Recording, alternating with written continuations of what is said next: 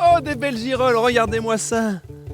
Celle-là, c'est la girole pruineuse, Cantharellus palens. Palens parce qu'elle est plus pâle, hein. Elle a un pied un peu plus blanchâtre ainsi que le chapeau. L'autre girole la plus connue, c'est Cantharellus cibarius et elle va avoir finalement une couleur assez homogène, hein. On dit concolore, c'est-à-dire qu'elle va être orange sur le haut, sur les lames et sur le pied.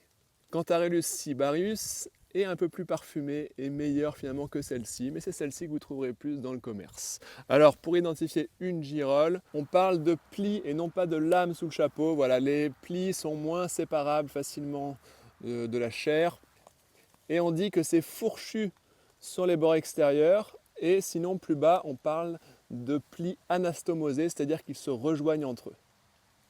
Chers amis, voici la confusion possible avec les girolles. On l'appelle le faux clitocybe lumineux ou faux clitocybe de l'olivier. Ici, c'est la variété illudens, c'est-à-dire Omphalotus olearius, variété illudens. Alors la différence, c'est que ici nous avons des lames, alors que là, ce sont des plis. Les lames ne sont pas anastomosées. Et regardez, ce qui fait qu'on peut les confondre, c'est que les deux sont en entonnoir et un peu orangé. Une autre différence avec les girolles, c'est que ça pousse en touffe et ça pousse dans le bois, au pied des arbres. Donc là, le mycélium de ce champignon se trouve dans ce chêne. Ça peut se trouver aussi dans les oliviers, etc. C'est un champignon très toxique, donc méfiez-vous. Voilà, chers amis, si vous voulez apprendre tout ça, n'hésitez pas à venir sur le terrain avec nous en région parisienne et aussi à regarder nos formations en ligne. Ciao!